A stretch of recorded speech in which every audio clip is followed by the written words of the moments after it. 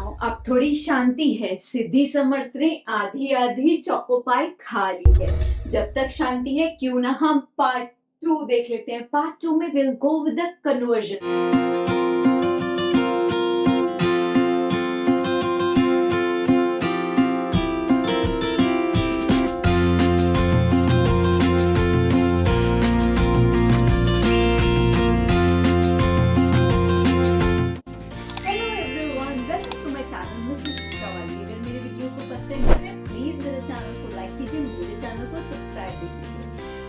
Press the bell icon for the notification. तो आज का हमारा टॉपिक है क्लास 6 फ्रैक्शंस पार्ट 2। तो आइए शुरू करते हैं हमारा आज का वीडियो।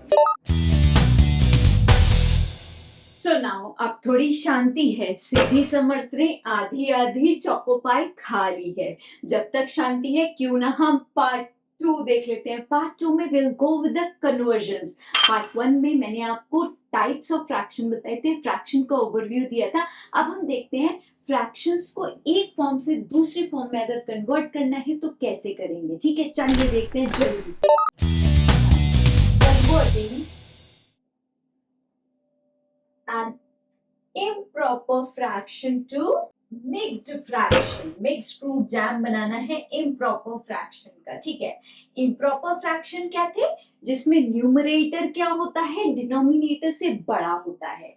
सपोज कीजिए 20/3, न्यूमरेटर बड़ा है डिनोमिनेटर छोटा है। ठीक है, ये क्या होता है, this is divisor and this is dividend. ठीक, सिंपल सा प्रोसेस है इसका, नो कंफ्यूजन। डिवाइड 20/3। ठीक है, वही है, 20 को 3 से डिवाइड कर दो। 6 माइनस किया 2 बचा। ठीक, अब ये नहीं होगा फर्दर डिवाइड। अब हम क्या करेंगे, ये जो क्वोशिएंट है हमारा, this quotient you will write here. Mixed fraction में क्या होता है, एक नेचुरल नंबर होता है और एक आपका प्रॉपर फ्रैक्शन होता है।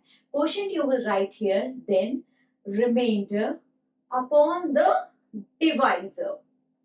ठीक, क्वेश्चन क्या है हमारा 6, रिमाइंडर क्या है 2 एंड डिवाइजर इज 3। ठीक है, ये हमारा नेचुरल नंबर हो गया, this is your proper fraction. ये पूरा मिलके क्या बनता है, मिक्स्ड फ्रैक्शन। आई होप आप समझ गए, बहुत इजी है, सिंपल डिवाइड करो, क्वेश्चन बीच में लिख दो, रिमाइंडर अपॉन डिवाइजर। क्लियर है, नेक्स्ट कन्वर्जन देखते हैं। Now the next conversion is converting the mixed fruit jam नहीं fraction, mixed fraction to improper fraction। mixed fraction क्या होते हैं, एक natural number and एक proper fraction का combination। ठीक है, now this is a mixed fruit jam। अब इसको आपको किस में कन्वर्ट करना है, improper में। तो क्या करते हैं, हम करते हैं quotient multiplied by the denominator plus reminder. Reminder क्या, quotient multiplied by the denominator plus reminder और डिवाइडेड बाय डिनोमिनेटर।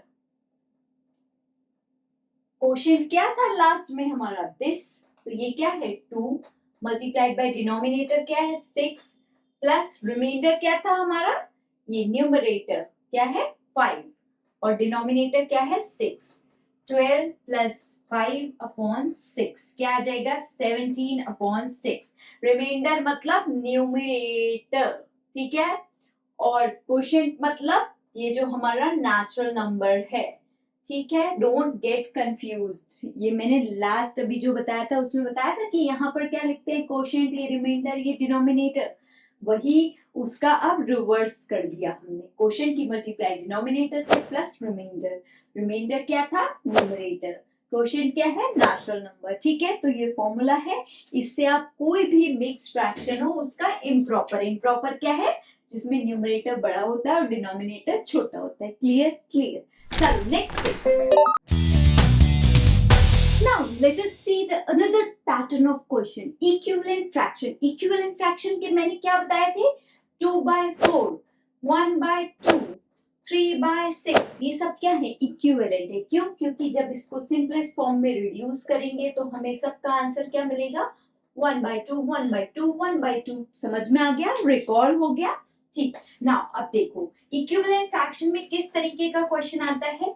आपको ये दे रखा है, आपको इस प्लेस को फाइंड आउट करना है, ये जो आपका फिल इन द ब्लैंक्स है इसको फाइंड आउट करना है। अब ये भी बताया है कि ये दोनों फ्रैक्शंस इक्वल हैं, इक्विवेलेंट है। अब कैसे इक्वल होंगे, आपको यहाँ पर डिनोमिनेटर में क्या दिया है, 3 दिया है और यहाँ पर क्या दिया है 21।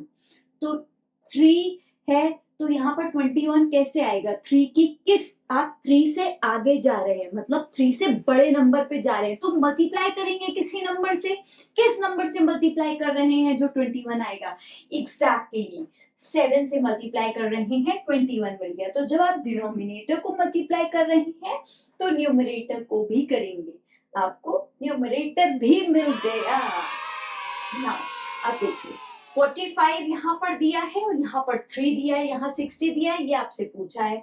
अब 45 एक बड़ा नंबर है और आप जा कर रहे हैं 3 पे, मतलब डिवाइड कर रहे हैं 45 को। 45 को किससे डिवाइड करेंगे कि 3 आएगा, exactly 45 divide by 15 will give you 3। तो 45 को जब 15 से डिवाइड किया तो 60 को भी 15 से डिवाइड करो, आपको 5 मिलेगा, आपको ये मिल गया। आई होप आप इस पैटर्न के क्वेश्चन कर लेंगे, मतलब आपको दोनों साइड क्या करनी है, इक्वल लानी है।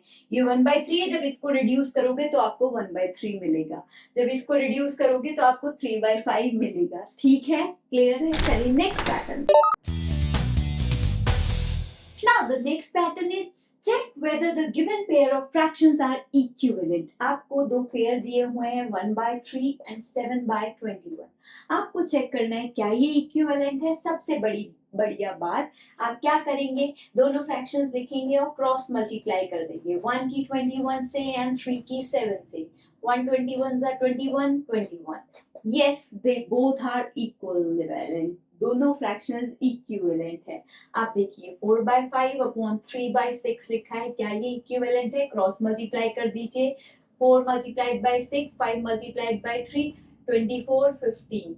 Not equal, not equivalent, not equivalent. Clear है। चलिए next pattern. Now the next topic is reducing fractions. Fractions को reduce करने के दो मेथड हैं, एक है HCF मेथड, एक है prime factorization method. I will tell you both.